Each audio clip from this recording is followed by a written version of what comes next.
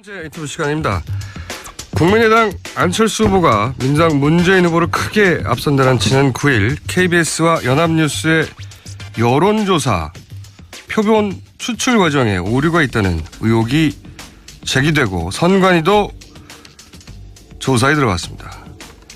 샘플링 분야의 세계적인 석학이죠. 김재광 아이오와주 통계학과 교수 전화 연결되어 있습니다. 안녕하세요, 교수님. 안녕하세요, 공장장님. 네. 방송 섭외는 저희가 아침 방송 끝나자마자 전화드렸으니까 저희가 먼저 했는데 어젯밤에 JTBC 인터뷰를 하셨더라고요, 먼저. 예. 이러시면 어떡합니까? 네. 죄송합니다. 배신을 하시고. 자, 본론으로 들어가서 여론조사라는 게 결국은 샘플링 아니겠습니까? 어떻게 표본을 추출하느냐. 그 신뢰성이 가장 중요한 것 같은데요, 그죠? 네. 그렇습니다. 예, 그런데 이 조사에서 표본 추출, 샘플링 과정에 문제가 있다고 지적하셨는데 이 문제점은 어떻게 발견하셨는지 그리고 어떤 지점이 이상한지를 좀 차근차근 설명해 주십시오. 사실 이번 대선은 굉장히 좀 쉬운 것처럼 돼가지고 사람들이 별로 관심이 없었는데요. 근데 갑자기 최근에 4월 초쯤에 갑자기 여론조사 결과가 반전하는 양상을 보이기 시작했는데요. 그런데 가만히 보니까 이게 하루 조사만으로 발표하는 것을 보고서 네. 그건 좀 이상하다는 생각을 했었습니다. 보통 2, 3일은 걸려야 하는데 네. 하루 만에 조사를 하면 결과가 좀 더 그 보수적으로 나올 수 있거든요. 예. 그래서 제가 이 의사결정을 하루 만에 보통 2, 3일에 하던 거를 예. 하루 만에 하는 걸로 바꾸는 그 의사결정을 어떻게 이렇게 일률적으로 이렇게 했을까? 그것도 뭐 한두 서베이가 아니라 여러 개가 그런 식으로 하는 걸. 많은 여론조사들이 하루 만에 여론조사 결과를 내는 결정을 누가 일괄적으로 했을까 이런 의심부터 하셨다고요? 이게 좀 그게 뭐 제가 다 꼼꼼히 체크한 건 아니지만 예. 일단 하루 만에 조사했다는 건 굉장히 저는 이상하다고 느껴지거든요. 근데 그게 네네. 한 군데서 한 게 아니라 여러 군데서 이렇게 나오니까 예. 저는 그게 좀 뭔가 좀 이상하다는 좀 생각이 들었고요. 예. 그러는 와중에 이번 주말에 좀 시간이 좀 나서 예. 그 KBS 연합뉴스의 그 결과와 관련하여서 예. 그 홈페이지에 있는 기재된 내용을 좀 자세히 좀 살펴보았습니다. 조사 개요를. 그런데 예. 선관위 산하에 여심이라고 하죠. 여론조사 심의위원회. 홈페이지에 등록이 되게 돼 있죠. 예. 조사 개요가. 예. 네, 등록이 다 돼 있으니까 예. 거기에 모든 웬만한 정보가 다 있거든요. 저도 거기 가서 봅니다. 거기 예. 보니까 예. 네네. 거기 보니까 그 유무선 그 RDD 이메일 예. 걸기 방식으로 전화를 걸어 여론조사를 실시했는데 무선 전화 조사에서 국번이 60개만 조사된 걸 보고 좀 이상하다는 생각이 들었습니다. 예. 저도 그 부분이 이상했는데 그 60개만 조사한 것이 왜 이상한지를 좀 설명해 주십시오. 사실 그 동일한 회사에서 이게 지금 매월 정기 조사거든요. 네네. 그러니까 동일한 회사에서 동일한 서베이를 매달 하는 거였습니다. 그러면 예. 사실 보통 중간에 그 방법을 잘 바꾸지 않거든요. 네네. 왜냐하면 그게 추세를 봐야 되기 때문에. 예. 그런데 이 조사는 이상하게도 3월 조사하고 너무 방식이 바뀐 겁니다. 그게 맞습니다. 예. 뭐 우연인지 예. 아니면은 어떤 의도가 있는지 그거는 저는 알 수가 없고요. 예. 그래서 예를 들어서 3월 조사에서 보면 유선이 10만 6천여 명, 예. 무선이 12만 명의 대규모를 컨택을 해서 예. 총 2천 명의 응답을 얻어냈는데 반해서 예. 4월에서는 유무선 각각 3만 명만 컨택을 했거든요. 네네.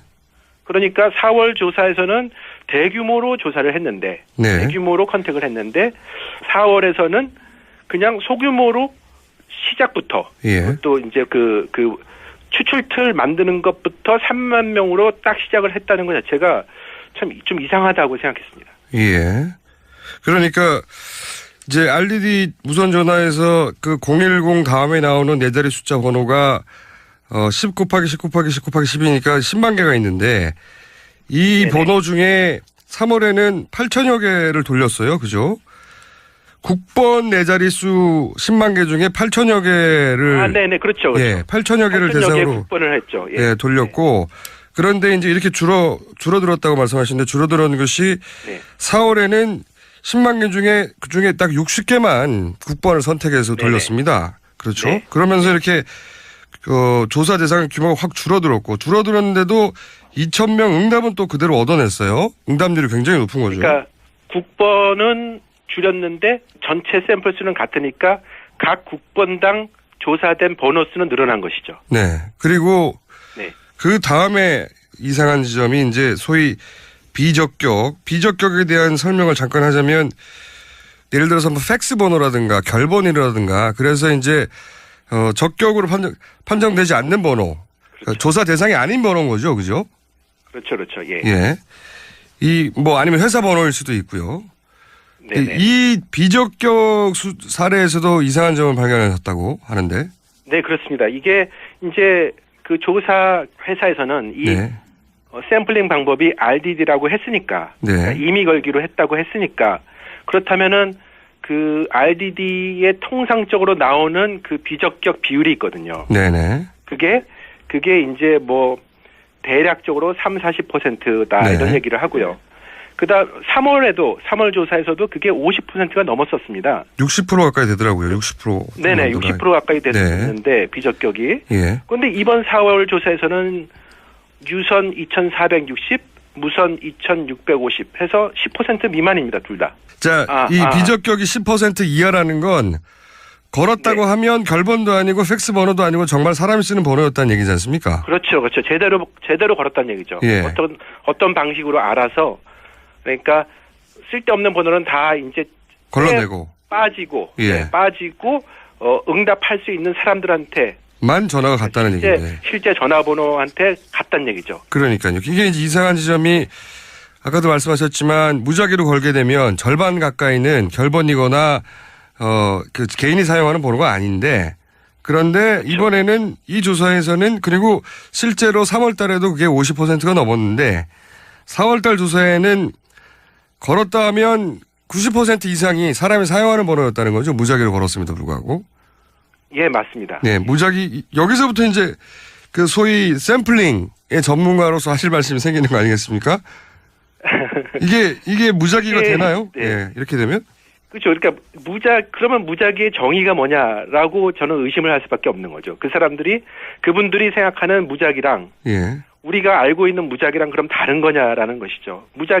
순수한 무작위라고 한다면 예. 그냥 컴퓨터가 이렇게 난수를 발생시켜서 전화번호를 생성을 하면 예. 그걸로 걸어서 그게 만약에 이상한 번호면 무효 처리를 하고 예. 다시 걸고 그런 게 반복이 돼야 될 거 아닙니까? 네네.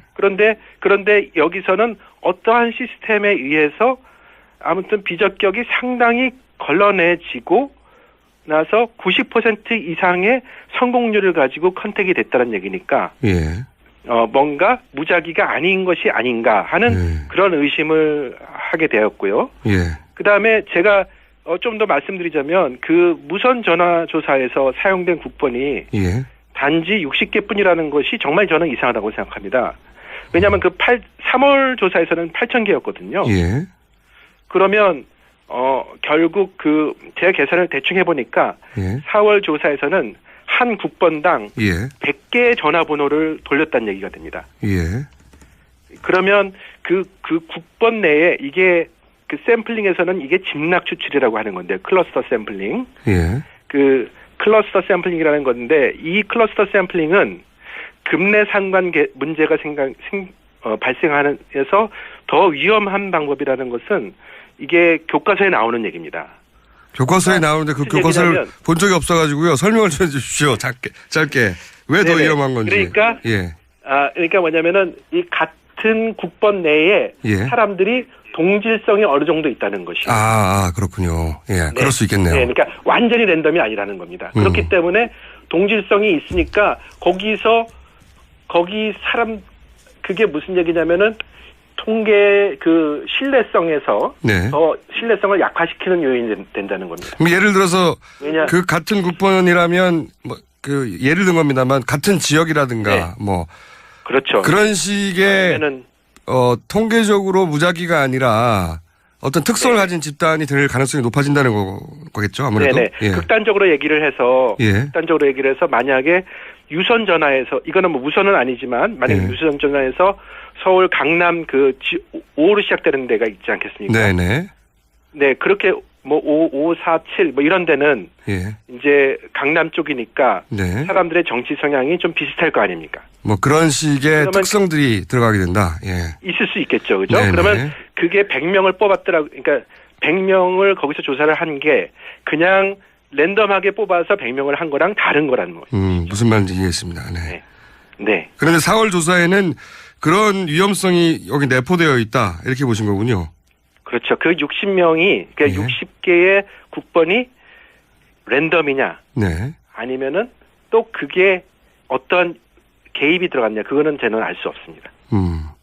하지만 제가 이상하게 생각하는 것은 왜 이 나쁜 방법을 사용했느냐는 것이죠. 굳이. 그냥 랜덤하게 하지 말고. 예, 그렇죠. 왜 굳이 그 나쁜, 더 안 좋은 방법을 사용을 했냐는 거죠. 그냥 랜덤하게 했으면 될 텐데. 더군다나 3월에는 그렇게 랜덤하게 했으면서. 그렇죠. 그렇죠. 네. 그런 방법을 사용할 줄 모르는 것도 아닌데 말이죠. 그렇죠. 그렇죠. 그러니까요. 예. 자, 그래서 이제 선관위에서도 바로 하루 만에 조사가 들어갔습니다. 지금까지 말씀하신 거는 이제 통계적으로 나쁜 샘플링의 방법이다. 이게 누가 일부러 했는지까지는 모르겠지만 왜 이렇게 나쁜 방법을 했는지는 모르겠다. 이해가 안 간다. 이런 말씀 아니겠습니까? 네, 그렇습니다. 예. 선관위에서는 조사가 들어갔고 또 업체에서는 본인들만의 노하우로 어떤 노하우인지는 잘 모르겠습니다만 본인들만의 노하우로 이렇게 조사 방식을 바꿨다고 하는데 선관위 조사 결과로 그런 의도나 아니면 그 업체 해명으로 의혹이 해소될까요? 그래서 저는 이걸 뭐 무슨 음모론 이런 식으로 보고 싶지는 않고요. 네. 그냥 나타난 증거만을 사용해서 네. 질문을 던지는 것이라고 생각합니다. 예. 그에 대한 그 질문에 대한 대답은 해당 조사 회사하고 또 여론조사 심의위원회에서 전문가들께서 판단해서 대답하시면 될 것 같습니다.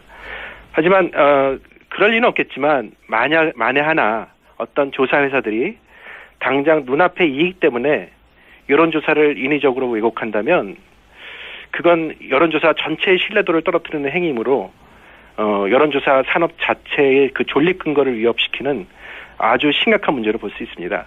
그렇죠. 그건 네. 마치 제가 어떤 이해관계 때문에 제 학자적 소신을 버리고 거짓 증언을 하는 거랑 동일하게 나쁜 것입니다.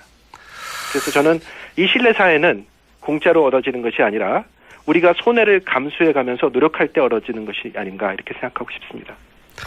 알겠습니다. 마지막으로 한 가지만 더 질문 드리겠습니다.